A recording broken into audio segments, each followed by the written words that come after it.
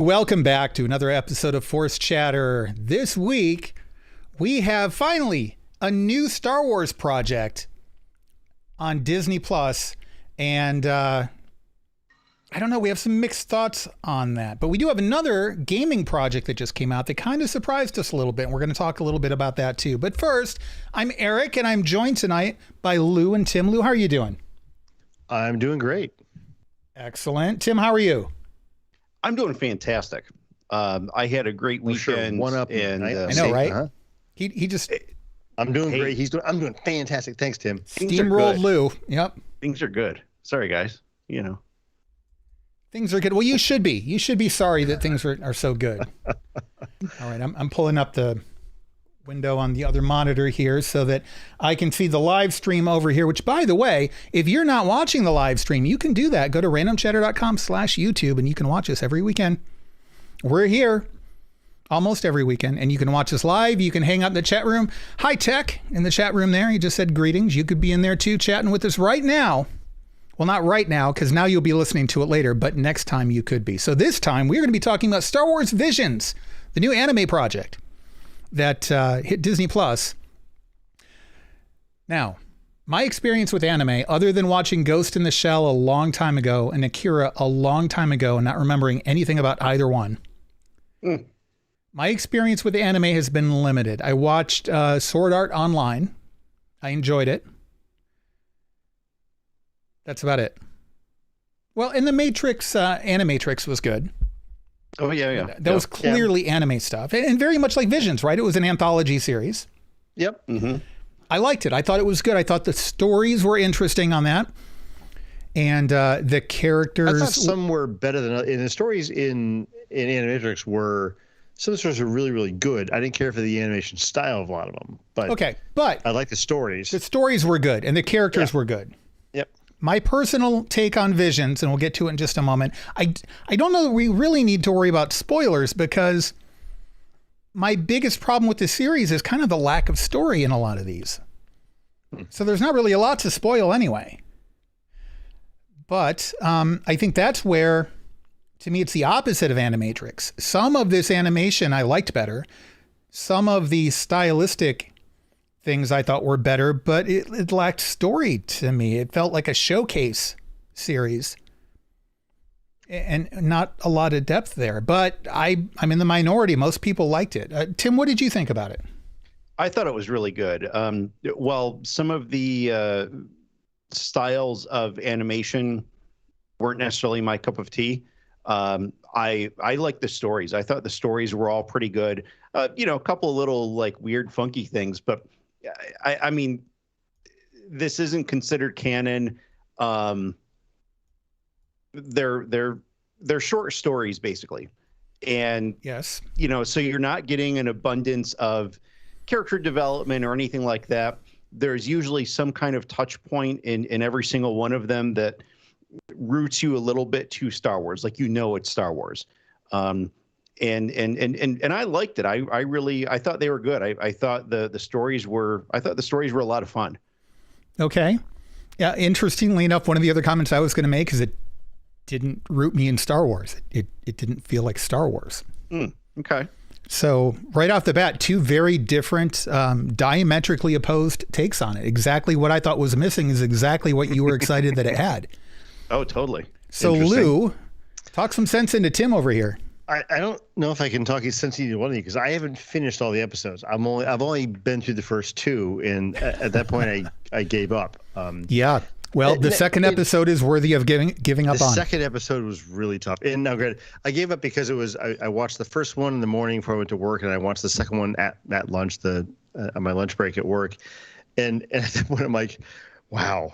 I'm like, let me just take a breath here and go back to work. And I haven't gone back to it. So that being said, I did work all weekend, so I haven't had a day off. So I didn't really have time to really just power through these. And I will, right. But I was a bit stopped by that second episode. The whole music thing was like, wow, okay, this is so far outside of Star Wars. I'm not sure what to do with this. So it was, the thing is that the second episode, and I think we should not spoil these. I think we shouldn't in spoil our it, but I discussion. think some of them deserve talking about the individual episodes. Yeah.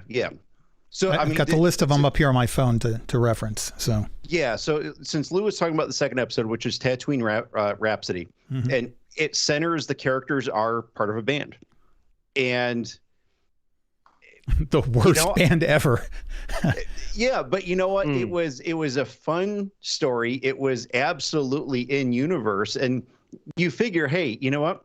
Not everyone is wearing white armor or a Jedi or a bounty hunter or whatever. So I mean, there's like normal people making their way in the galaxy, and this is something they could be doing. And I thought it was just kind of I suppose it was a fun episode. There was also it did feel like the most aspect. Star Wars. Like it grounded me in Star Wars more so than most of the other episodes. I'll give you that.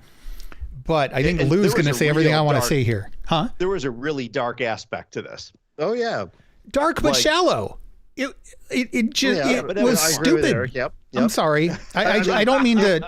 That was harsh. But listen, of the anime style I didn't care for with the music I didn't care for was like, wow, okay. The music was abysmal. Like the music made Jedi Rocks from the Return of the Jedi Special Edition actually look palatable. Like it looked like I might not ever fast forward through that again after having had to sit through this. What did you guys think about the first one? Well, so, hold on. Let's finish burying the second one first, because it is arguably the worst. In my opinion, it's the worst of all, 9 episodes? The music was bad. Like, I'm sorry, guys, who made this. Listen, I respect you guys, and thank you for the work you did, for real. The music was bad. And it was a musical episode, so that hurt it. And then, like, we never understood why Jabba wanted the one guy. And then, I'm going to spoil this one. Sorry. They play a song in front of a crowd, and the crowd cheers, and so now they're not going to execute the guy anymore? Huh? Because Jabba likes money. Because huts are just so easy to swindle like that. And the reason why Jabba wanted the one was very apparent to me.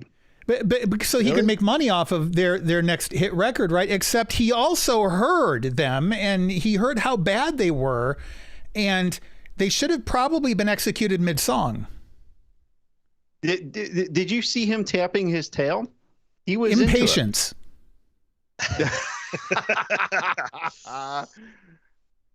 Yes. No, I saw what they were trying to make him do, and I even saw Boba Fett kind of like tapping along with it. No, they just destroyed everything that was cool about Boba Fett in the course of like 3 seconds.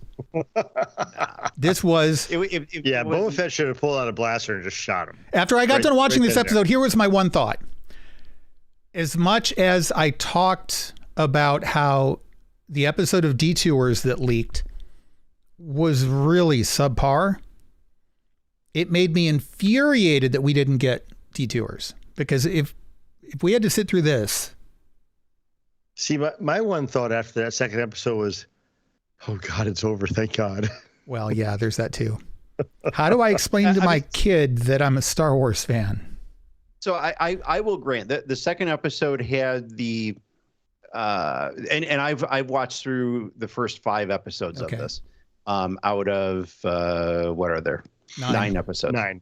Yep. It was, out of the first 5, it was definitely the most different of the episodes. I'll also grant the animation style of that one is probably my least favorite out of all of them. Wait till you get to the 6th. And it was probably my least favorite story as well. Okay. All right. So it sounds like we're mostly in agreement. We're just, Lou and I are being a little harsher than you are, Tim, and I can understand that. And listen, some people really liked that episode. Fantastic. The first episode like hooked me right out. The only thing that was weird was the lightsaber umbrella, which some people love that. Yeah, and I can look past that. I loved the first one. I thought it was really cool, and I know like some people were like, well, they didn't give us like this full story and we didn't know who these characters were. It's fine. We were dropped into the middle of something. We got this little vignette of a story, and it was done. That's fine. I don't need a 2.5 hour movie. We were dropped in the middle of episode 4, A New Hope. Yeah. Yeah. I was fine with the 22 minutes that we got on that one. I thought it was fantastic. It should not have been any longer. I think the duration of it was great. That was actually probably my favorite animation between that one and the Ninth Jedi. Okay. Were my favorite animations. The first one was cool because it was mostly black and white with like really striking colors. Yeah. That popped. I thought that was cool too. It definitely had a very Kurosawa feel to it. I want to say one thing before we go any further with this. This is really important. The overall fan reaction to Visions has been positive. Good. And like Lou just said, good. The fact that it wasn't for me is okay. And the fact that some of it wasn't for Lou and Tim, you probably have some you didn't like as well as others too. That's okay. We keep saying this and coming back to this point over and over again because it's important. We are not supporting any sort of rift in the Star Wars community. We celebrate new Star Wars content. And even though it's not for me, we talked to some people in the Discord server who loved it. And I was excited for those people. Like legitimately, I was happy because they got new Star Wars content that made them happy. It gave them something to celebrate. And I support that. And I think we all do here. And I want to be clear. We're going to talk about some things we didn't like about Visions, but that's just our opinion. And there are a lot of good things about Visions as well. For me, I was really hoping to get, like I said, the Animatrix had interesting stories set in that universe. I was looking for stories. Instead, I got style and presentation, and it was good style and good presentation. It just wasn't what I was looking for. Tim, to your point, the duel, most people seem to, and I agree with this, most people seem to think exactly what you did, that this was the most interesting and kind of visceral art style. Yeah. And not just the art, but the way it was animated too, the way it was choreographed, the way the shots were framed and everything, the directing for it. I felt like it lacked any interesting story at all, but the presentation was brilliant. Yeah. So, Lou, given that this is one of the only two that you saw, and it didn't involve a big rock concert at the pod racing track, and by big concert I mean one song, if you want to call it a song. Yeah, but it was huge. The stands were packed. Oh yeah. So what did you think of the duel? I enjoyed it. I thought, if this is the way this series is going to go, I was like, this is really good. I mean, it was a little confusing. There was a couple things going on in there that there was like almost 3 factions in there. We had the Sith, we had the Stormtroopers, we had the villagers, and I'm like, okay, so who's where? And it was like almost two different stories going on, but I really enjoyed it. I liked the style. I liked the fact that we got dropped into a story that we didn't know anything about, but we learned as we went along, which I think is part of the enjoyment of watching something new. I mean, you got to get into it, so you've got to just jump in with both feet and go along with the characters. Yeah, which again is true to Star Wars. The first time we saw A New Hope in 1977, we were dropped right in the middle of a chase through space between 2 starships and a bad guy and a government that already existed in the Senate. And, we didn't know anything about those people. Yeah. Same thing. Well, we're going to go through the rest of these. And Lou, because you only saw the first 2, feel free to hop in with any questions, you want clarifications on any of our opinions, just interrupt us flat out.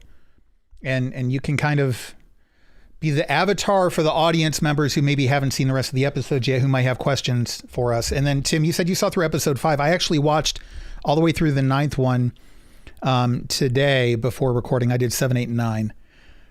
So moving on to the 3rd one, the twins. Interesting story, and it placed us seemingly before episode 7. I think at least that's where in my head this ended up, given the look of the canon thing and kind of what was going on. It was an interesting episode. The story was fine.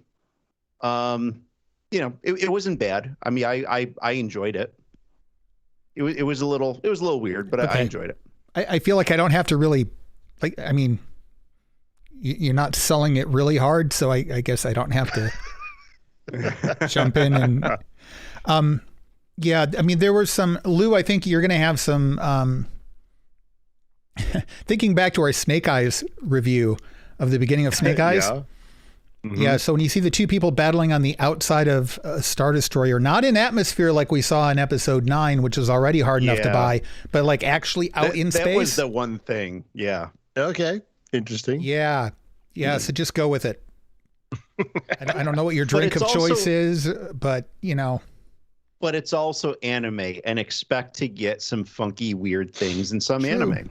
And listen, that's how it is. Again, it was one where the presentation was really good. I like the presentation of it. I like some of the design, the ships, the cannon, kind of the dichotomy and the duality between the two twins. That was interesting. And so it presented, I still feel like it was lacking in real story, but at least it had a theme. And I think that the theme was presented in an interesting way, in a meaningful way. Yeah, I think this was arguably one of the better ones, definitely one of the more memorable ones. And I think mainly, again, because of the designs. And it was another one that felt very Star Wars. Some of these to me did not feel very Star Wars. This one, perhaps because it took place almost exclusively on a Star Destroyer, felt very Star Wars. I would say, what do you think, Tim? Oh yeah, it definitely felt Star Wars. I mean, right from the so out of the 5 that I watched, for me, probably third best. Yeah. Okay. Fetmatic in the chat room asked if we watched the behind the scenes. I didn't realize there was one. I'm going to have to go back and I didn't either. And look now. So on Disney Plus, there are tabs, and on the tabs where you get the list of the episodes, typically to the right of that, you get a couple more tabs, and one is typically extras, additional videos and stuff. I'm guessing that they were in there. Yeah. Yeah, he says check in details. Okay, so we'll do that. We'll go back and check those out, because I think that even the ones we didn't like, this was an interesting, brave project. Oh, totally. And even if it's not... And I liked seeing the different anime styles, the different storytelling, the different focal points, because it's cool to see something that is not even, although these were upfront branded by Lucasfilm, because Lucasfilm commissioned these were not written or designed or made by Lucasfilm. These were inspirations of other people and their perspective on Star Wars, and them playing in that sandbox with their own toys in their own way. Yeah. And it was brave. So like on some Lucas... of it was, just like some of it was, imagine like you've got all your Star Wars toys and, you're doing your thing and you're telling a different story, and maybe you bring in like a He-Man character into it, and it's that's another action figure that you have, but you know what, you're making your own story out of it, and I thought it was really and cool. We did that all the time as kids. Like our generation especially, we didn't have the internet. Video games were just starting to come around, and we're not talking like Nintendo stuff either. We're talking ColecoVision and Television, Atari 2600, like crappy video game systems. Yeah, I had ColecoVision. That was the bomb right there. And Star Wars game, the Star Wars arcade game for the ColecoVision was actually pretty good. But anyway, point is, that was our fiction. That was our social networking. We would get our toys. Typically, for boys at the time, it was, and yes, toys were very strictly separated into gender roles and stuff. It was the 70s and 80s. We had Star Wars, G.I. Joe, Transformers, and He-Man. And Hot Wheels, I guess, and other things. But like action figures, those were the 4 franchises. And yeah, you're exactly right, Tim. Especially because G.I. Joe and Star Wars had the same scale. You could kind of cram the G.I. Joe figures into the Star Wars vehicles and vice versa. Yeah, and you made up your own stories. That was your role play. That was, your storytelling, your creative time. And that's kind of exactly what they did here with Visions. I have a lot of respect for them. It was very brave for Lucasfilm to allow this project. It was very brave for the different studios to develop for this. So, kudos for all of that. Even the ones that I didn't care as much for, good job. This was a good undertaking. That being said, moving on to the 4th one, The Village Bride. This one did not resonate with me at all. So story for me, it took me a while to figure out what was going on, but that was intentional. That was obviously intentional in it. Yeah. What I loved about this is that this was a story of kind of what we expect for the Jedi who are out in the galaxy and they see something wrong happening and they address it. That's basically what this was. This wasn't a Jedi, again, fighting the Empire or, anything massive. It was this, in this little village, basically a bully who had some resources that the villagers didn't. And the Jedi went in and fundamentally took care of it. And I thought it was cool. I liked the concept of the story. The animation of this one I liked. It was good. I liked it. Actually, you know what? This is probably my third favorite over Twins. Oh, really? Okay. Yeah. I liked the animation style of it. The story was okay. I didn't really connect with it. It's hard to connect with something that's only 15 to 25 minutes long. I get that. Sure. Okay. That's fine. So when I say I didn't connect with them, I don't mean like a lifelong bond. I mean, even for, a little vignette, it was okay. I did not dislike this one. I also didn't find it as memorable, though I did prefer this art style over a lot of the others. Mm-hmm. And that brings us to what a lot of people are saying is the best one, and that is the Ninth Jedi. And I thought this one had a strong story. I thought this one had a couple of characters that I immediately connected with and felt good about. I really liked this one. This is the only one I think that might be one where you might want to not get spoiled so much, which was also weird because there's a little opening at the beginning with the voiceover that I kind of was worried through most of it maybe was going to spoil more than it really did. And I think it still came pretty close. I think this was the best one. I don't think it had the best art style. I think the Village Bride's art was better, but the story for this one was strong. See, the art on Ninth Jedi, I think, was the closest to like Voltron, Legendary Defender, the Netflix series. That's very fair. Similar to it. Not the same studio, different studio. But so just because of those similarities, I like it. It's nothing, weird or outrageous. I'm not really a fan of the anime styles that like overly exaggerate a lot of features. Right. And so this is pretty good. Village Bride also was very good. Still a little bit different than this. This one's more angular. Village Bride is a little softer. Village Bride also uses a little bit more shading. Yeah. A little bit more depth of color. So it looks a little bit more realistic. I agree with you. The Ninth Jedi definitely is reminiscent of Voltron in a good way. Yeah. But yeah, it does have that kind of. As you're talking, I'm looking at the thumbnails here, and I can see the Village Bride definitely has that look that I would like to see in anime. Right. Yeah. It looks like the original Voltron from back in the 90s and 90s. I guess yeah, it looks like a more modern take on that particular style. I agree. And then the Ninth Jedi looks more like the more modern takes of like when you remake something these days, you tend to go more with this style. Sure. Yeah. And I know you guys aren't there yet, but like looking ahead at the thumbnails here on Disney Plus, TOB1 and the Elder both look like animation styles I want nothing to do with. Yeah, yeah. I know I'm jumping ahead. I just wanted to throw that out there. I'm with you. Can't wait to talk about those. But the Ninth Jedi, though, I think that this probably more than any of the others was the most Star Wars feeling of any of them. I mean, it's hard to say that over the Twins, just because, I mean, Twins was on a Star Destroyer. But this is so much better than the Twins overall. I really felt like this was...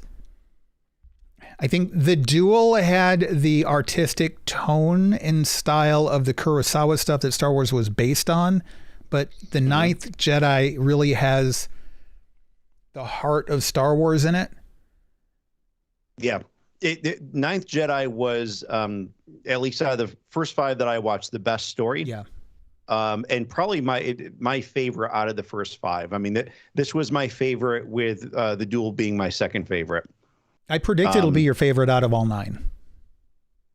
Yeah, and they fleshed out more story here. And for as much as I was fine with the Duel not really having a well-established, it had story, it didn't have plot.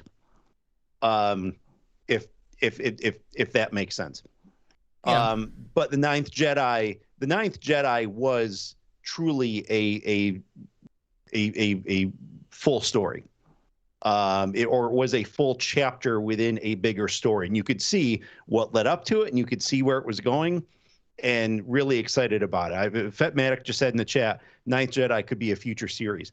It absolutely could. I could agree with that. I would love to see a series done with that. Well, I thought it was great. It seemed like it was set in the far future too.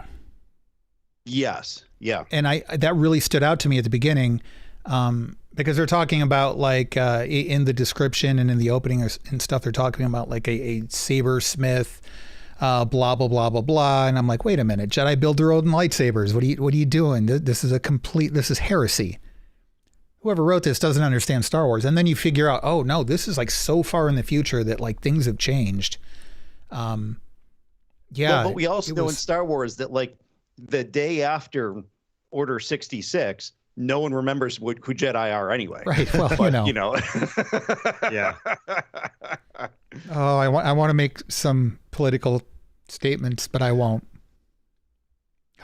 Okay. So moving on. The next one, TOB1, which sounds a lot like Obi-Wan. And if you read it, looks a lot like Toby. Oh boy. So this is where we get into the realm of the ones that I've seen that you guys haven't yet. There are 4 left here. TOB1 was rough. So it's in the animation style of the old Astro Boy stuff. So this was designed for younger kids. Style I do not like. Do not want. Was the story at least good? No. Okay. It was. The story would be good for a younger audience because it's very simple and it does a good job of trying to get you to connect with the main character. And there's a lot of little droid characters kind of in the background that almost act like pets on a farm or something. Like it's like, if you're old enough to drive, you're probably not going to like this one. I don't know how else to put it. I'm trying to be fair to it. Sure. I think that there's an audience for it. It's just not us. Yeah, you really have to like this animation style. This is definitely the old classic Astro Boy style, which has a following and has for generations. Like it's a very classic Japanese art style. And some people love it. The story wasn't horrible. It was very simple, very predictable, very blah. Again, to me, this was very much a presentation one. The next one was The Elder. And Lou, you pointed this out as one where the animation style was also a bit rough. This is... I don't think the animation style was bad. Yeah, from the thumbnails I'm seeing, this is a style that I'm fine with. Yeah, it's not too different from the Duel. The whole episode, but I think it's a mix between, let's say, the Duel and the Twins. Okay. Yeah. So it was okay. The art not like it wasn't stellar to me, but it was fine. I have no complaints about the art. The story was kind of a typical showdown story that, is typical of this sort of thing. It felt like it felt too similar to the Duel. as far as the content, while not being as artistically impressive. So to me, this one was kind of forgettable. Let's see here. Lop and Oko. I don't remember how it's pronounced. This is one where, so you guys remember from Marvel Comics back in the early 80s, the rabbit, right? Jackson. Jackson's back, by the way, in the Star Wars comics. So, gosh. And here I did want to catch up on them. This is not Jackson in this anime, but you get kind of another anthropomorphic alien race in one of the main characters. And so the moment I saw it, like right from the opening, I'm like, oh boy, here we go, Jackson Part 2. But it wasn't. It was okay. And I think that this is another one where they did a good job of making you care about the characters. This one had a plot. I still think the Ninth Jedi was the superior episode of the series, but I would say this one, episode 8, was good. Had a good story. You connected with the characters. I dare say, like, I think I need to watch these again really before ranking any of them, because a lot of them, like, the ones I liked, I didn't really like until near the end, and I kind of want to rewatch a few of them now. This is one I want to rewatch to see if it's my second favorite. Oh, really? Okay. Yeah. And if not, I'm sure it'll be my third, just again, because the characters and the story were there. And I think that cool. The artwork was fine. And it fit.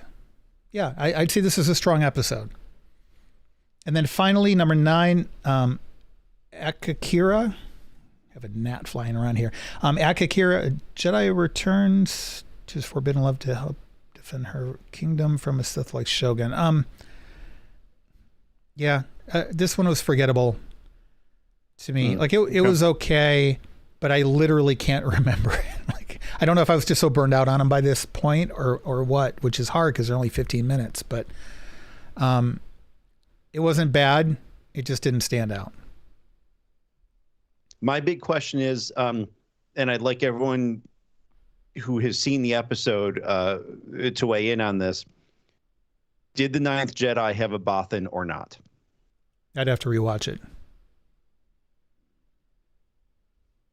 Are you saying that because you saw a Bothan that was reminiscent of Bothans in Legends? There's a creature that is reminiscent of the Bothans in Legends. Okay, I'll rewatch it. Although much larger in stature, but yeah. Much larger, like almost werewolf style larger?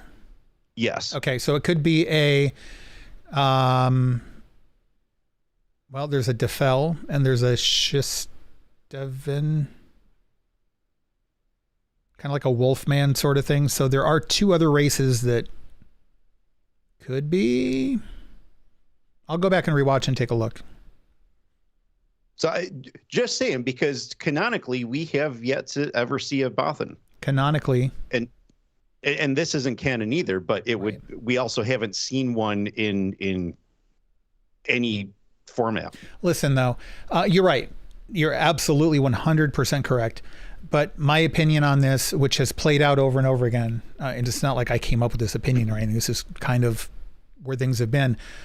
If it doesn't contradict Legends when it comes to locations, technology, alien races, and stuff like that, they have almost always gone back and pulled the old stuff back in.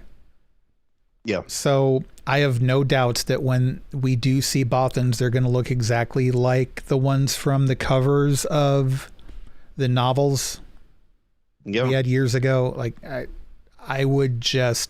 bet money on it. Mm-hmm. Yeah. So, I got to say, I almost gave up on it. I definitely almost gave up on it after the second episode. If it hadn't been that we were going to cover it on the podcast, I wouldn't have watched the third. And then by the time I got through the fifth episode, the Ninth Jedi, I was like, okay, yeah, maybe I'll give it another try. And then I got to the episode after it and I'm like, yep, nope, that was a mistake. We're done. Episode 6, like it's about as good as episode 2. If you're not going to watch these, don't feel bad about it. If you watch some of them and don't like them, don't feel bad about it. I would say And there's no reason not to skip around too. There's no reason you have to watch these in order. If you're going to watch all of them, go for it. If you don't think you're liking it, skip to episodes 5 and 8. I would say 1, 5, and 8. Really. You mean those are the ones to watch? Those are the ones to watch. 1, 5, and 8. Yeah. And I would say 4. The Village Bride, maybe? Yeah. So 1, 4, 5, and 8. And you can skip the rest of them. If you think you might be interested in them, watch them. I promote people liking these. I want people to like them. Just because I didn't doesn't mean you might not. You won't. So Tom Nelson in the chat, could be I'd have to rewatch too. Yeah, I don't know about the Bothan thing. Sulu was in 3.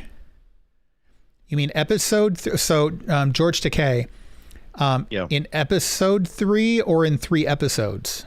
The bride one. Okay, Carrie said that he was in the final one. Carrie could be wrong. So, wow. Either way, George Takei. And that statement's recorded. I'm sorry, Eric. It was nice knowing you. Carrie could be wrong. She has a long drive to come over here and throw me across the room. I'm not sure it'd be worth her trouble. True. If we weren't on opposite coasts, I'd be more careful with what I say, but I'm sure Carrie will forgive me. Before we wrap up the episode, let's talk about one other thing that just came out. And I thought maybe you guys, especially you, Tim, because I heard about this from you. I thought, you guys would be all over this. I think it was yesterday. Apple Arcade, which is part of the iOS infrastructure. It's a subscription service where you can either pay for like all the Apple stuff together, or if you just get this, it's like, I think $4.99 a month, and it's unlimited like premium games that you would otherwise have to purchase, not subscription based stuff or microtransactions and all that kind of stuff, but where you used to buy a game for like $1.99 or $4.99 or something like that. You subscribe to this and you get like A-list developer games. Oh yeah. And so this just released. It's Lego Star Wars Battles, and I was thinking it was going to be another Lego Star Wars game. It's not at all. So not in the classic sense of the Lego games. Right. The gameplay is not. So the design, the vehicles, the characters, all that, exactly the same. But what it is it's kind of a capture the flag sort of thing. You have a ship on your side that is your base, and there's a ship on the other side of this playing field that is their base, your opponent, and it's all online stuff. And you build up energy points over time, and then you spend the energy to deploy troops of different types onto the playing field. And you can build towers too, and there are 5 different tower points, 2 on your side, 2 on the opposite side, and 1 in the middle. And the idea is you either destroy the opponent's base within the time limit, or whoever has the most towers remaining wins. And then through winning, you build up trophies and points, and then you can unlock more troops. You can upgrade your troops. You can get new units, new champions. So you start out with Luke Skywalker and Darth Vader. When you go into battle, which side you play on, light side or dark side, is randomized. And when you win, you gain trophies. When you lose trophies, and that kind of determines your ranking. And so it tries to pair you up with other people of similar ranking. Right now, because it's new, I noticed that during busy times when there are a lot of people playing, it does a really good job of that. If you wake up at 3 a.m. and you decide to play a few rounds, I could be 250 and I'm going against someone who's 20. You don't last long. But there have been times I've been 350 and I've lost to somebody who's like 175. And I've been like holding right around the 250 to 150 range. It goes up and it goes down and it goes up and it goes down. And, but it's a good game. There's definitely some strategy there. There's definitely, I've done more shouting at my iPhone in the last day or two than I have in a long time, certainly for, non-technical reasons, than I have in a long time. It's a good game. Have you played it at all, Tim? You downloaded it a little bit before the show, right? So I hadn't played it because I completely forgot about it. because I've been playing for the last few days the Castlevania game that came out on Apple Arcade. Yes. Which is freaking fantastic. And so then, yeah, you texted me. I believe your text was, you have 28 minutes before the show. You need to download this and at least play the tutorial. Yeah. I played the tutorial. I did like 5 or 6 battles. Like, they don't take long. No. But it's really good. Easy to play in terms of the mechanics of it. I like it. Really, really great game. Fantastic game. Lots of fun. Like you said, the rounds are maybe 3 minutes apiece. I think I don't remember the exact time. And it's very fast paced. So yeah, I don't know how long it is because you lose track of it because it's so fast. Oh yeah, yeah. And the biggest challenge at first is going to be, wait a minute, this unit is weak against which other units now? And what's it strong against? Mm-hmm. Oh yeah, yeah. But I can tell you that now that I've been playing like maybe a day and a half, and I think I just unlocked the 3rd planet, I can tell you, oh, there's a probe droid. Okay, I need to deploy 2 regular ground troopers and to take them. Oh, I got a tank coming at me. Throw a bunch of porgs down. Yeah, I was just going to say, I'm actually rather pissed that Flock of Porgs is a deployable troop type. I like it. I'm downloading it saw right now that. because I ponied up for the Apple know, One right? thing while we were talking. That was I'm downloading it right now. The first thing I saw and thought of Tim. I'm like, oh, he's going to love this. Cannon fodder. Yeah, one of the emotes that you can get, so you can't communicate directly with the other players. Number one, I cannot set it up to battle Lou. Okay, and that's with good reason, because if we did, like, I could agree to lose to Lou all the time to build Lou's ranking up, etc. You can kind of game the system, so it's completely random. But number 2, if you're worried about privacy, or like you've got young kids and you don't want them communicating with strangers online, like my ex and I have a rule about that with our son. There's no way to directly communicate with the other player. You can do little emotes like, oh, shucks, or like, yeah, or whatever. One of them is Vader picking up a porg and throwing him off screen. So I thought, Tim would like that one. Oh, I'm all over that. Yeah, but the porgs can basically swarm over top of a vehicle and disable it. Okay. You've got Tusken Raiders are really good against ground troops, but then they can't hit anything in the air. So if you've got, like, you can get a Duros guy with the jetpack, and you can pick off melee units with it. So it's a lot of rock, paper, scissors. But my question is, can you use Gungans to, like, smooth out the road ahead of you? Like, put them in the low spots, and, so they're not speed bumps. Not in that exact way. Okay. But I do think you can unlock Gungans later I think they're later in the game, though. I think Naboo is one of the planets later on, and you can do that. Yeah. So this is the Lego Star Wars game on Apple Arcade, right? Lego Star Wars Battles. Okay, I've got it on my phone. I'm going to play it later. There's definitely some strategy. Like, there were a couple of times where I advanced and I was just getting my butt handed to me, and I'm like, I was doing so good before. What am I doing wrong now? And I had to sit down and think, okay, I need to stop doing this sort of thing, and I need to start doing that sort of thing. There's actually some good strategy to it. Yeah. And yet it's simple. There really is. It's casual, 3 minutes at a time. Cool. And you do feel like you're making progress. You've got unlockable things. The more you play, you can boost those timed unlockables. So you can get something that it unlocks in 2 hours and you get 3 things out of it. But if you play, the more towers even if you lose a round, as long as you hold a tower at the end of it, you get a point to boost that unlock from that tower. Okay, cool. So even if you're not doing wonderfully, you can still kind of, so instead of unlocking 3 things with that one crate, you can get 5 items instead. So it's a lot of fun, though. If I would say that if you've been on the fence about Apple Arcade, this is one of those games that stands out as a potential reason to pick up Apple Arcade if you have an iOS device. As does Castlevania. Even though this is not a Castlevania podcast, there you go. Maybe every other week we should consider it being a Castlevania podcast. However, the Castlevania one is really, really good. Okay. And are they better on the phone or on the iPad? That is an excellent question. So the iPad, I'm a little bit bummed about this. You can only play in portrait mode on the iPad. And I'm very much the type of person, probably because of the case I have on my iPad, that I want everything in landscape mode. The only time I go portrait mode is if I'm reading a comic book.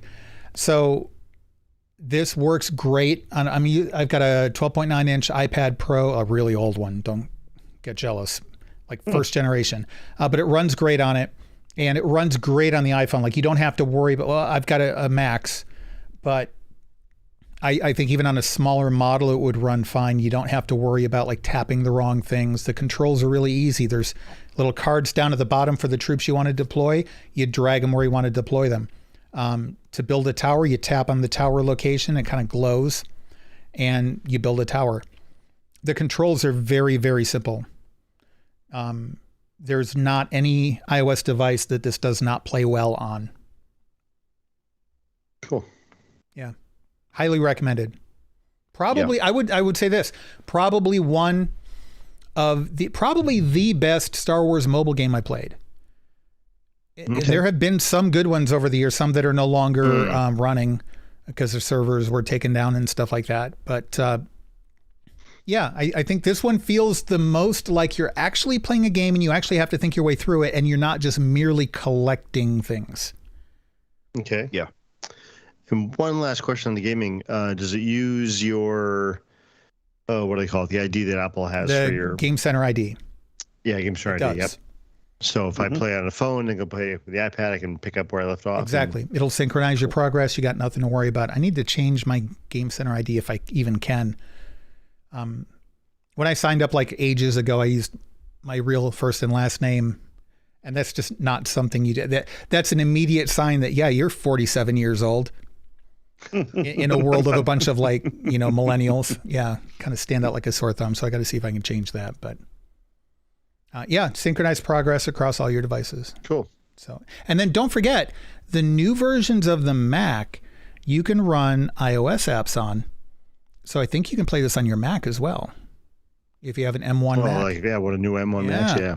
Okay. I hadn't even thought about that. Wow, I'm going to have to try that. Okay. You can also play it on your Apple TV, by the way. Really? Yes. Oh, really? That's cool. So I'm guessing I noticed that last night. Oh, yeah, and you can use a gamepad with it. And so therefore I'm guessing you'd want to use a gamepad with your Apple TV. I don't think you're going to be able to use the remote for that. So, interesting. I'll have to try that out. All right. Well, that's all I've got. You guys have anything else before we sign off? No. All right. I'm good. Well, in that case, that's going to do it for this episode of Force Chatter. We will be back here in a few minutes. If you're hanging out live with us, we're going to do Random Chatter. We're going to do a lightning round and review show. And if you're not here in the chat room with us, you can be. You should be. You should be. Go to randomchatter.com/YouTube. Hit the subscribe button. Hit the like button on this video if you wouldn't mind. That would help us out a lot. And there's a notification button there. It looks like a little bell. That'll let you know when we're going live, when we post new videos. It's a good thing to click. So go ahead and do that. But, if you don't want to do the video thing, you can go to randomchatter.com, get this podcast, get a lot of other great podcasts there. You can go to randomchatter.com/Discord and join our Discord server. We mentioned several discussions that we've been having about Star Wars Visions here in this episode. You can also go to, my throat's starting to give out here. It's a good thing it's the end of the episode. randomchatter.com/store and pick up some t-shirts with the Force Chatter logo, Random Chatter logo, Guardians of the MCU logo, etc. So be sure to check that out. I'm not wearing one tonight. Sorry. Yeah, I went to grab one and instead I got the wrong one. I don't know if you guys can see. Let me move the microphone here. I actually like this shirt. OMG, it's R2-D2. I loved him in Star Trek. Yeah. It's actually, for our audio listeners, it's a picture of a Dalek from Doctor Who. All right, that's going to do it for this episode of Force Chatter. Thanks for hanging out with us. We will see you again in a week.